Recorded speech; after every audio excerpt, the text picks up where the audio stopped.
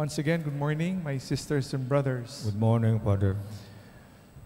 We hear, natatawa ako pag may mga bata nangungumpisal, they will say, I've committed adultery. Adultery meaning adult acts, di ba? Mga gawain na pang matanda, mga adult, which is not the case. Adultery is getting involved with a married person, man or woman, is what adultery is. So it is wrong. And today we hear the two stories of adultery in the first reading, Susanna and the woman also in the gospel today, both caught in adultery.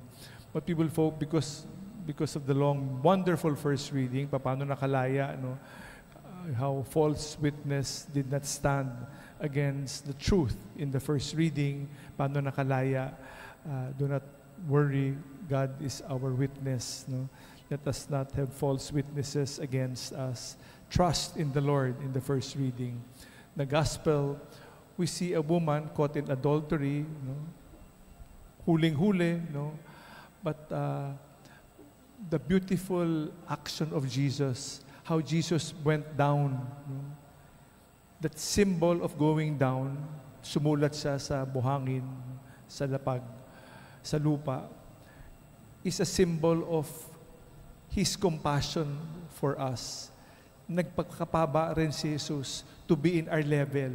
He went down to our level. Imagine, as God became man, He went down to our level. Again, as a woman caught in adultery, bumaba siya para makaisa tayo, para to be with us, to heal us, to transform us.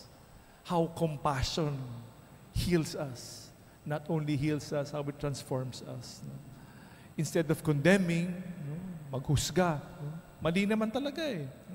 Pero instead of judging, compassion was shown. And because of that, she was saved. Sino ba sa atin dito ang walang kasalanan?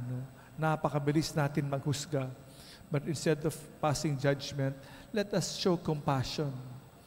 We ourselves, walang kasalanan sa atin, lahat tayo makasalanan. Instead of condemning right away, let us show the compassion of Jesus. As we are entering the last few days before we enter Holy Week, let us show mercy, let us show compassion to one another. Stop condemning and you will not be condemned. Stop judging and you will not be judged. For the measure you measure with will be measured back to you. Salamat sa pagpaalala sa atin ngayon. Sa ating huling araw rin ng ating pagnunubina kay San Jose, bukas ang piyesta niya, we thank God for these reminders to be with compassion, to be with those who need our prayers most, just as Saint Joseph did. Salamat sa Diyos.